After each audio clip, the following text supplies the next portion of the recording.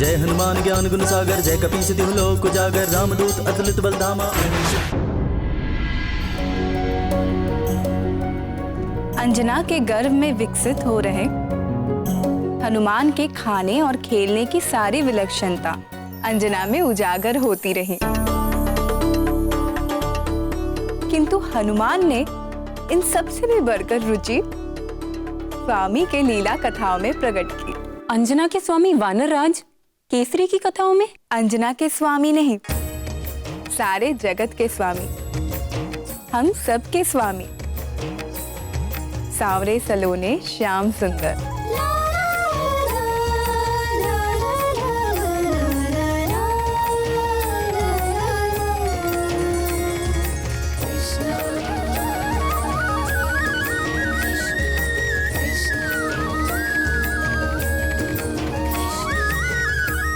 अंजना जानती थी कि गर्भ में भी शिशु सुनने लगता है, इसलिए माता गौरी की बात स्मरण करके वो निरंतर अच्छा ही बोलती और अच्छा ही सुनती।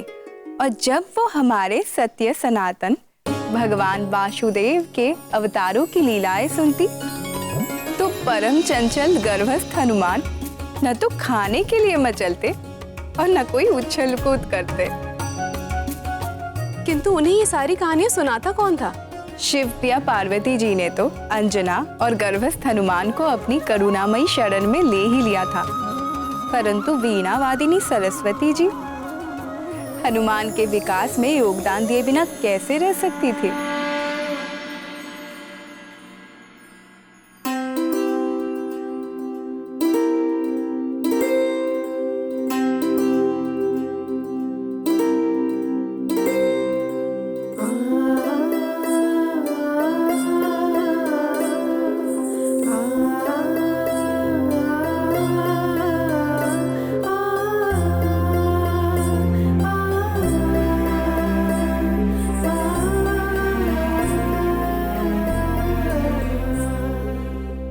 देवी अंजना, आज मैं आपको ध्रुव लोक के ध्रुव तारे की कथा सुनाऊंगी।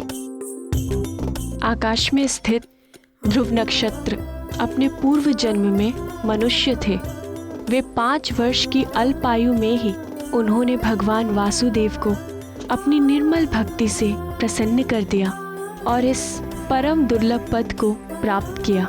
ध्रुव के पिता राजा उतानपाद की 2 रानियां थीं। ध्रुव की माता सुनीति वे बड़ी थीं, किंतु राजा अपनी छोटी रानी सुरुचि के वश में थे।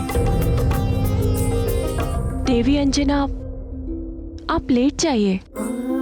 ऐसे बैठे रहने से गर्भ में पल रहे शिशु को कष्ट होगा।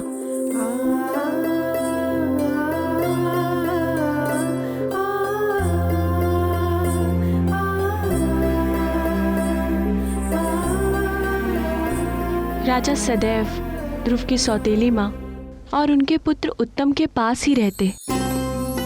ध्रुव को कभी भी अपने पिता का प्रेम प्राप्त करने का अवसर ही नहीं मिलता। एक दिन जब राजा उतानपाद ध्रुव के सौतेले भाई को अपनी गोद में खिला रहे थे, तब ध्रुव का मन भी पिता का प्रेम प्राप्त करने की लालसा जागी।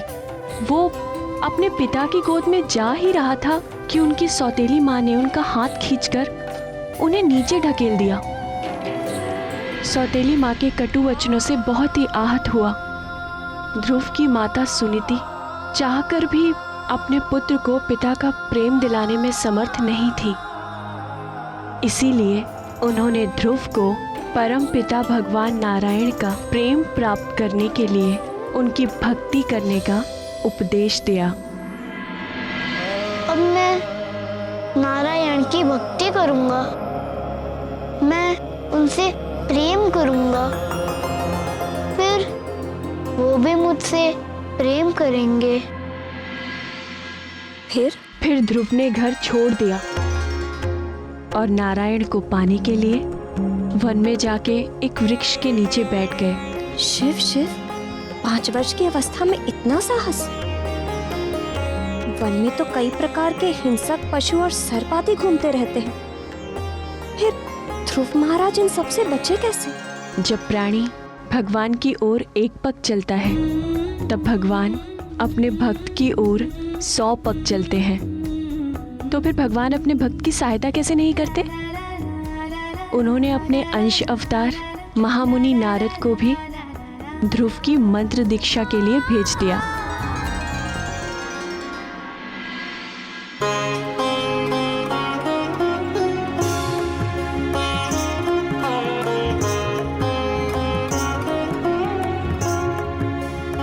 मेरे पीछे बोलो वत्स। ओम नमो भगवते वासुदेवाय। ओम नमो भगवते वासुदेवाय। ओम नमो भगवते वासुदेवाय। ओम नमो भगवते वासुदेवाय।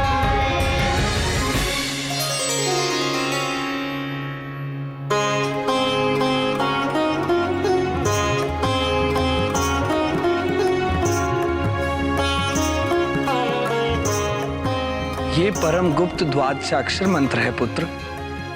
भगवान श्री हरि के सुंदर चतुर्भुज रूप को हृदय में धारण करके इस मंत्र का निरंतर जाप करने से तुम्हारे सभी मनोरथ सिद्ध हो जाएंगे।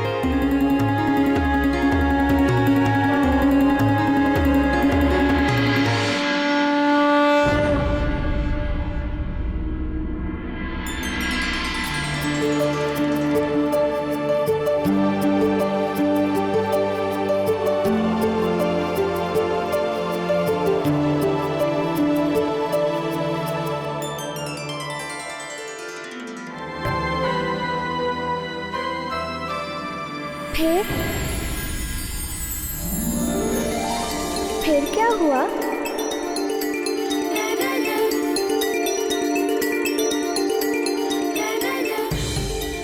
फिर 1 वर्ष की कठिन तपस्या के पश्चात ध्रुव को बैकुंठपति भगवान श्री नारायण ने अपने चतुर्भुज रूप में दर्शन दिए। ओम नमो भगवते वासुदेवाय। पुत्र,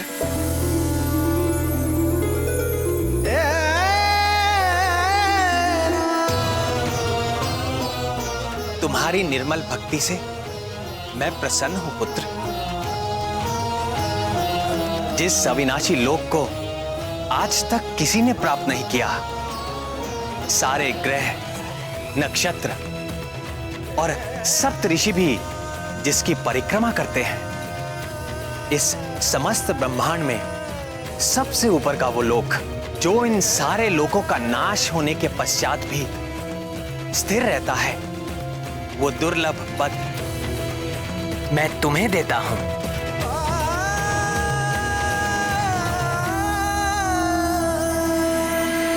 आशीर्वाद के पश्चात ध्रुव ने वर्षों सफल जीवन व्यतीत किया और अंत में ध्रुव तारा के रूप में स्थित हो विख्यात हुआ।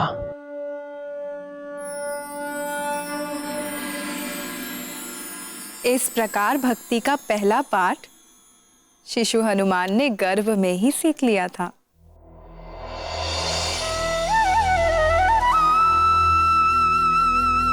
ये समस्त ब्रह्मांड मेरे वश में है,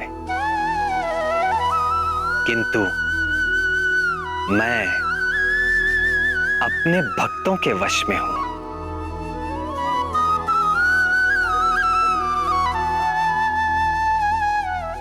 मेरे भक्त हर पल, हर घड़ी निरंतर मेरा ध्यान करते हैं और मैं भी हर पल, हर घड़ी अपने भक्तों का ध्यान करता हूं। हर संकट से उनकी रक्षा करता हूं, उनकी हर इच्छा पूरी करता हूं, उनके जीवन की उपलब्धियों की रक्षा करता हूं और कोई आवश्यकता उपस्थित होते ही तत्काल उसका प्रबंध करता हूं। हनुमान की शिक्षा दीक्षा में मेरी रुचि देखकर सभी देवता उनकी सेवा में उपस्थित होने लगे, तो सप्त ऋषि भला पीछे कैसे रह सकते थे? वो भी आए।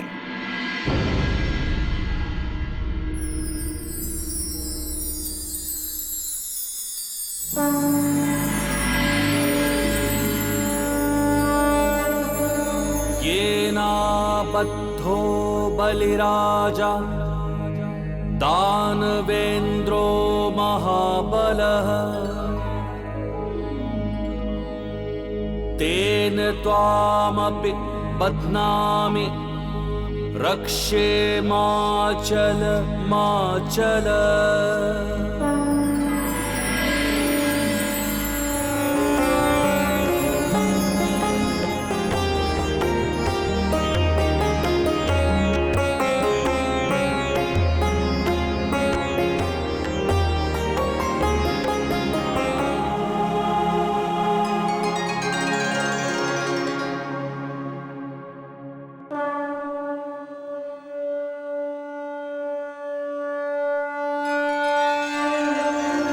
बाल हनुमान की नित नई लीलाओं से आनंदित होते हुए अंजना के गोद भराई का समय आ पहुंचा।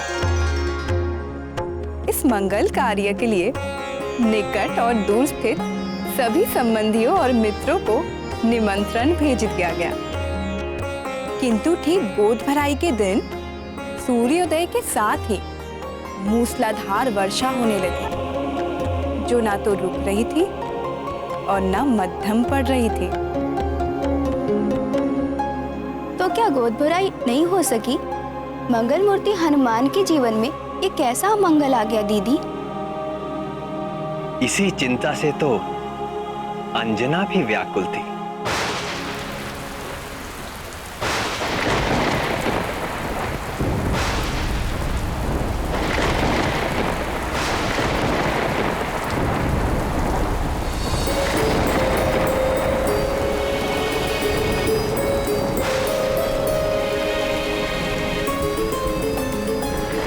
ये वर्षा तो रुकने का नाम ही नहीं ले रही।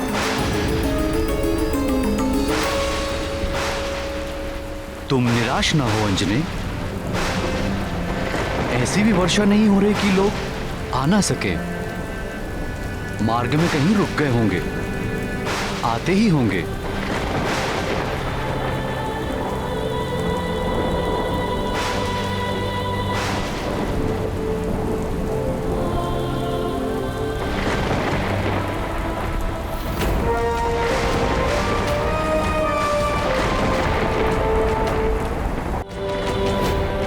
हे सदाशिव, मेरे लाल के प्रथम उत्सव में यह अशिव अमंगल बाधा क्यों?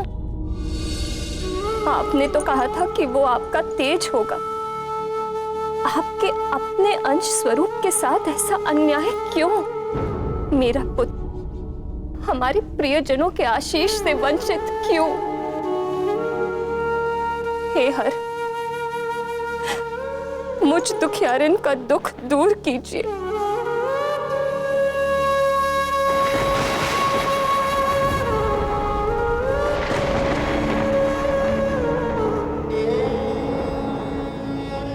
हे गौरी, हे कृपा कर, आप तो जगत जननी जगदम्बा हैं। आप तो भोले बाबा की तरह विरक्त वैरागी नहीं है माँ। आप तो अपने संतान के दुख दूर करने के लिए सदैव तत्पर रहती। यदि मुझसे कोई भूल हो गई हो तो उसका दंड आप मुझे दीजिए, किंतु गोद भराई के इस पावन अवसर पर मेरे लाल को आशीर्वादों से वंचित मत कीजिए। हे ममतामयी माँ, मैं अपना आंचल फैलाकर आपकी ममता की भीख मांगती।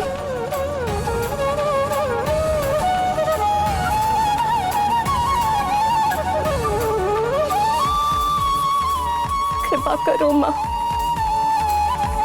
कृपा कर, कृपा कर।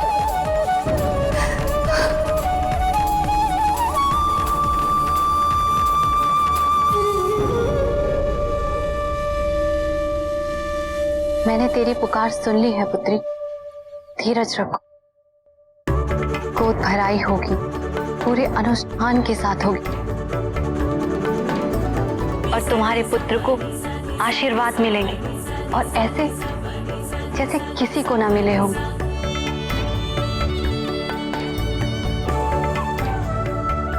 हनुमान पर मेरी और भूत भावन भगवान भोलेनाथ की कृपा तो स्वाभाविक है, पर जब अंजना को जगत जननी शक्ति स्वरूपा पार्वती जी का आशीर्वाद मिल गया तो उसके कार्य में आने वाले सारे विघ्न निष्फल तो होने ही थे।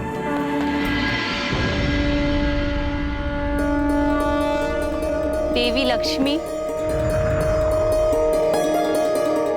देवी सरस्वती, आइए इंद्राणी सची देवी, चंद्र मोहिनी रोहिणी, आप भी आए। भानुप्रिया संज्ञा, देवी छाया, इस मंगल कार्य में सम्मिलित होने के लिए आप दोनों भी आइए।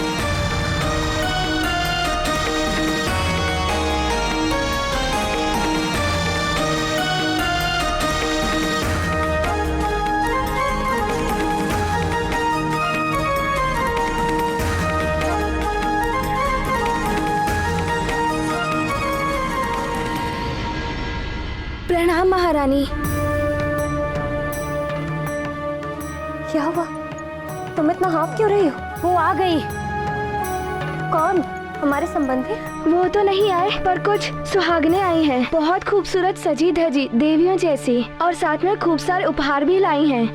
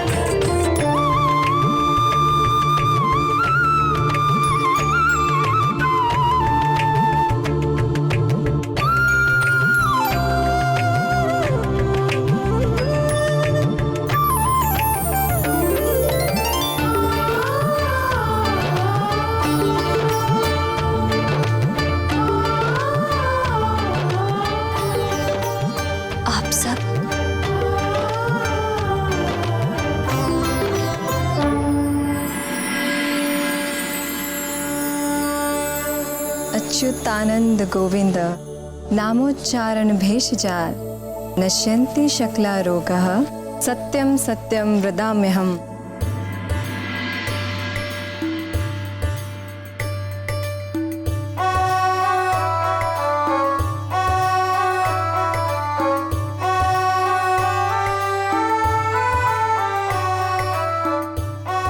तब पुत्रो जितेंद्रियो भविष्यति। मेरा लाल सभी इंद्रियों को जीतने वाला होगा।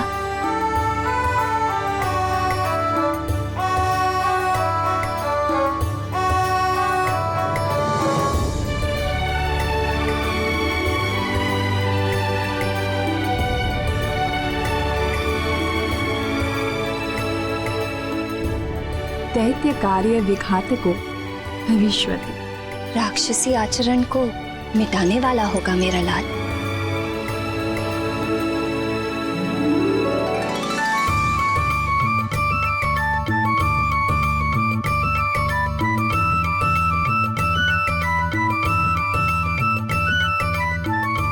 वेद विदांग विशारदो भविष्यति। मेरा पुत्र वेदों का विद्वान होगा।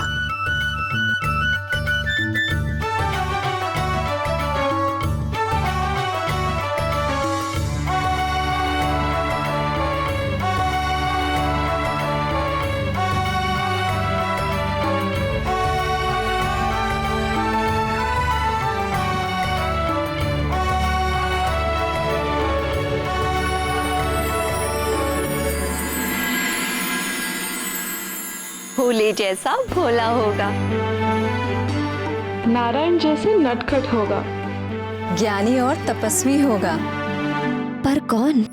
तेरा लाल।